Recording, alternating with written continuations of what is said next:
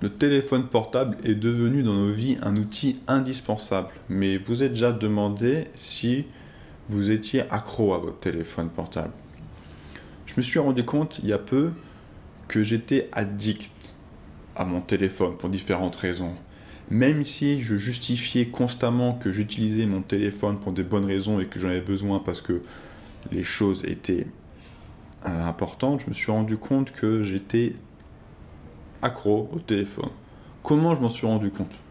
C'est pas la première addiction, c'est pas la seule addiction que laquelle nous faisons face. Si jamais vous êtes fumeur ou alcoolique, vous avez eu d'autres addictions, vous pouvez vous rendre compte que le téléphone portable et son utilisation sont similaires à ce qui se passe dans la consommation d'une drogue et dans le cas d'une addiction.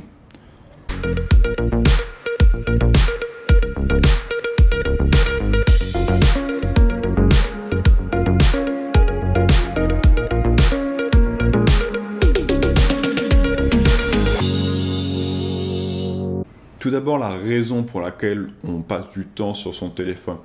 Vous vous rendrez compte que beaucoup de gens, de manière inconsciente, regardent leur téléphone portable, scrollent, ferment, de manière pratiquement inconsciente et hypnotique.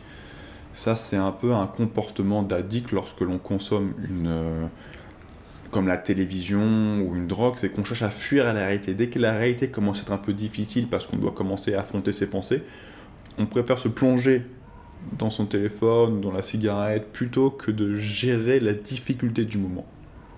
Pour le téléphone portable, considérer la consommation comme une drogue est plus fournois, parce que en général, dans une drogue, on arrive à percevoir les effets nocifs contre lesquels on aimerait se battre, mais qu'on est constamment rappelé par les effets positifs. Pour le téléphone portable, l'aspect sournois, c'est qu'on ne perçoit pas les aspects nocifs de la consommation. Lorsque l'on fume, on peut se rendre compte qu'on commence à avoir du mal à respirer, qu'on tousse, qu'on voit les publicités, qu'il y a les risques de cancer. Donc, on se rend compte du danger. Pour le téléphone portable, le problème, c'est que le danger n'est pas apparent. Il n'y a aucun danger apparent. Et donc, du coup, la consommation peut se faire à outrance et de manière inconditionnée, sans problème. Mais parce que je me suis rendu compte que je consommais mon téléphone sans forcément me poser la question ou de manière totalement hypnotique dans la plupart des cas, j'ai décidé d'arrêter de toucher mon téléphone pour 24 heures. Vous me direz, 24 heures, c'est pas énorme. 24 heures sans toucher, sans regarder, sans voir son téléphone portable, même checker l'écran pendant 24 heures. Le plus dur, ça a sûrement été les premières heures. Les premières heures, c'est qu'on a un besoin incommensurable d'aller vérifier les notifications. Est-ce qu'on a reçu un message? Et par exemple, si vous commencez ce jeûne, j'ai commencé son jeûne le matin, besoin inconditionnel de lire quelque chose. Si vous êtes dans les transports en commun, vous avez besoin de lire. Donc vous vous rendez compte que vous allez aller acheter un journal parce que vous avez besoin de lire et que le journal vous permet d'avoir accès à des informations, de savoir ce qui se passe dans le monde. Car le téléphone portable, la première fonctionnalité est quand même de communiquer et d'être connecté. Or, on se rend compte que le journal papier, c'est ce qui permet de rester connecté avec son environnement en sachant ce qui se passe dans son environnement. Que ce soit un journal local, national ou international, cela nous permet de rester connecté avec notre environnement. Dans le téléphone portable, on se rend compte que des fois, on est complètement déconnecté de notre environnement parce que l'on n'est même pas en lecture d'informations sur notre environnement. On va lire des informations sur ce qui se passe à l'autre bout du monde, mais on ignore ce qui se passe dans sa ville. Parce qu'on n'a pas le journal local sur son téléphone. Après quelques heures, on se rend compte vraiment de son addiction au téléphone parce qu'on commence à ressentir les mêmes sensations que lorsqu'on arrête de consommer, par exemple de fumer. La gestion du manque. On commence à manquer son téléphone, à avoir besoin de vérifier son écran. Et au-delà de l'aspect informationnel et de se dire « Oh, peut-être que quelqu'un a essayé de m'appeler ou peut-être que j'ai un message », on se rend compte que, dans mon cas, je me suis rendu compte que le téléphone portable avait le même effet sur le cerveau que la télévision, c'est-à-dire cette génération des ondes gamma dans le cerveau qui sont synonymes à peu près d'un état hypnotique. Quand on se met devant la télé, on met en état hypnotique. Et le téléphone a ce même phénomène. La raison pour laquelle on aime tant son téléphone, justement pour être dans cet état hypnotique, c'est que cela nous permet de fuir la réalité. Imaginez, vous êtes dans une pièce, vous devez attendre pour aller chez le docteur. Vous avez votre téléphone portable. La première chose que vous allez faire, ce serait vérifier votre téléphone portable. Pourquoi ? Parce que vous allez commencer à être confronté à votre pensée et à votre environnement. Et donc plutôt que de gérer l'environnement, vos pensées, vos émotions, réfléchir à ce que vous pourriez faire après, à ce que vous avez fait avant, et vous faire une rétro, vous allez vous plonger dans dans votre téléphone ou dans les journaux s'il y en a sur la table du docteur.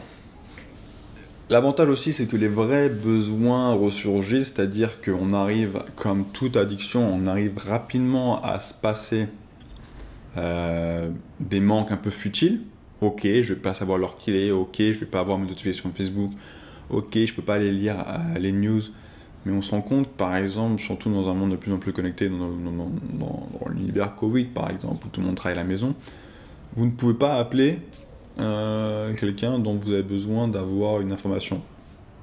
Donc vous allez devoir trouver un autre moyen de communiquer avec cette personne.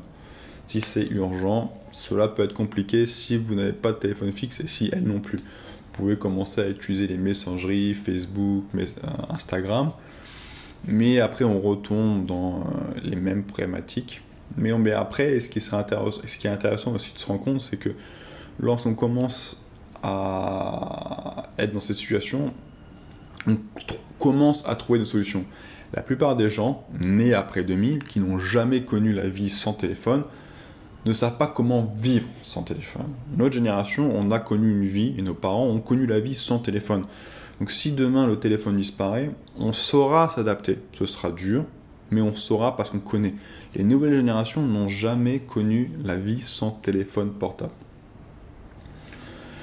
Donc ça peut être intéressant si vous êtes jeune et que vous n'avez jamais connu de vie sans téléphone portable. Faites un jeûne téléphonique pour 24 heures et essayez d'imaginer et de trouver des solutions et de vous rendre compte de ce que le téléphone vous apporte ou de ce que le téléphone vous prend. Les seuls risques que je vois, c'est si vraiment dans une situation d'urgence, quelqu'un essaie de vous contacter ou que vous avez un problème et que vous devez contacter quelqu'un, mais imaginez que vous avez perdu votre téléphone et que vous n'avez aucun moyen de le remplacer pour 24 heures, ça peut être intéressant de faire l'exercice, ou à la limite faites-le un dimanche quand vous êtes chez vous n'avez aucune contrainte. Essayez de faire l'exercice une journée pour vous nettoyer. Faites un jeûne numérique et essayez de vous reconnecter. Profitez-en pour aller marcher, prendre l'air, lire des bouquins, reconnecter avec votre famille physiquement. Faites-le et votre vie en sera changée définitivement. Allez, ciao.